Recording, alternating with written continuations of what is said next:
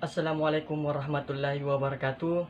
Kami dari kelompok 4 mata kuliah Bahasa Indonesia ingin memberikan penjelasan mengenai materi kami, yaitu ciri bahasa Indonesia ragam ilmiah. Pertama-tama, teman-teman perlu ketahui bahwasanya ciri bahasa Indonesia ragam ilmiah mempunyai dua ciri. Yang pertama, ciri umum, dan yang kedua, ciri khusus. Tapi sebelum itu, teman-teman harus mengetahui bahwasanya ragam bahasa ilmiah itu mempunyai pengertian, yang dimana ragam bahasa ilmiah adalah salah satu ragam bahasa Indonesia yang digunakan dalam keperluan pertemuan atau penulisan karya ilmiah. Ragam bahasa ilmiah ini didapatkan dari sifat keilmuannya dan didasari oleh pengamatan, peninjauan, hingga penelitian dalam bidang tertentu menurut metode dengan sistematika yang dapat dipertanggungjawabkan kebenarannya. Adapun ciri umum dari ragam bahasa ilmiah adalah bahasa yang digunakan adalah bersifat ilmiah, artinya sesuai dengan tatanan bahasa baku dari bahasa Indonesia. Adapun ciri khusus dari ragam bahasa ilmiah itu yang pertama, cendekia. Ciri cendekia yang dimaksud adalah bahasa Indonesia yang digunakan dalam penulisan karya ilmiah mampu mengungkapkan hasil berpikir secara logis ataupun berpikir secara tepat. Hal itu diwujudkan dalam penyusunan atau pengorganisasian bahasa secara sistematis. Artinya, teratur dan runtut sehingga menunjukkan kelogisan berpikir seseorang atau penulis.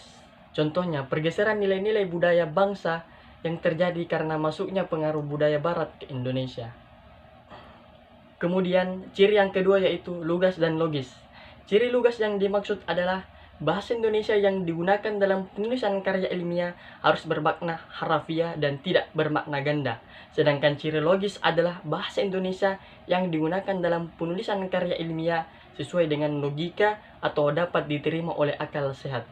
Hal itu membantu penulisan dalam mengungkapkan pola pikir atau gagasannya dan membantu pembaca dalam memahami gagasan atau pola pikir penulis. Contoh dari kalimat lugas dan logis adalah saat terjadi kekacauan di pasar, polisi berhasil menangkap pencuri.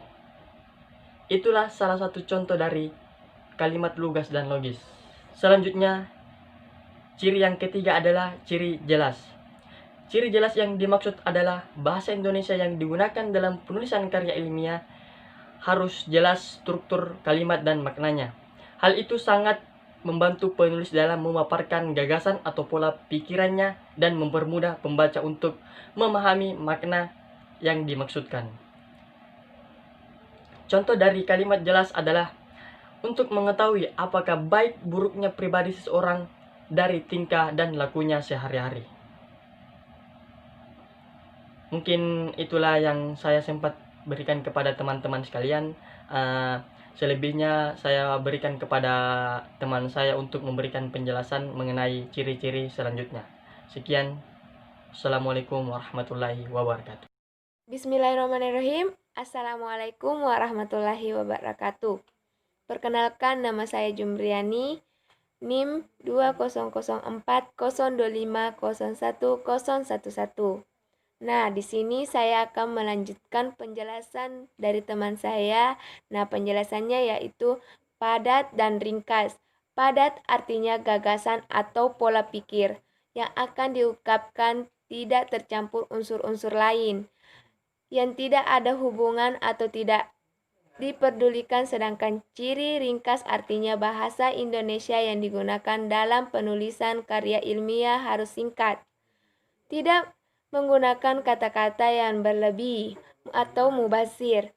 Dengan demikian, penulisan karya tulis ilmiah menunjukkan gagasan atau pola pikir yang padat dan tertuang dalam kalimat yang ringkas. Contohnya, pendidikan agama di SD tidak akan terlaksanakan dengan baik tanpa dukungan orang tua. Nah, berikutnya formal dan objektif.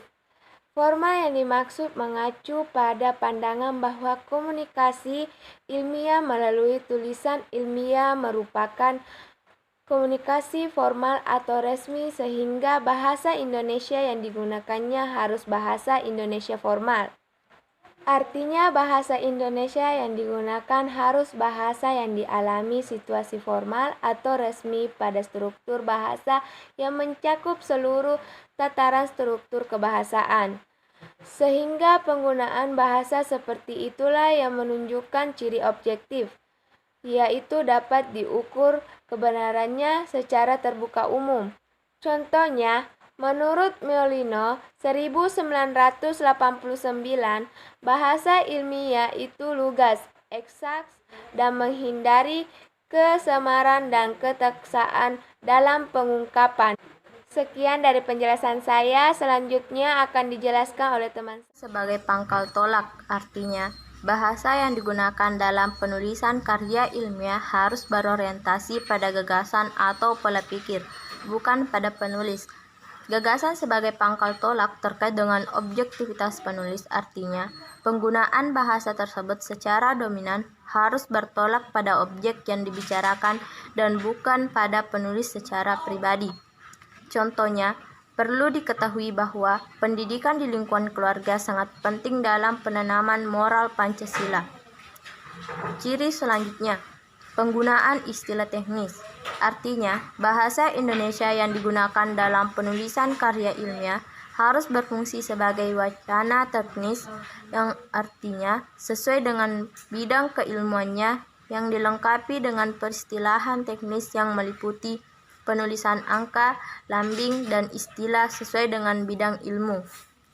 Contohnya, Hazard Analysis Critical Control Point atau HACCP adalah sistem penjaminan mutu dan keamanan pangan yang sangat dianjurkan oleh Badan Keamanan Pangan Internasional Codex Alimentarius Commission untuk diterapkan di industri pangan. Ciri yang terakhir, konsisten.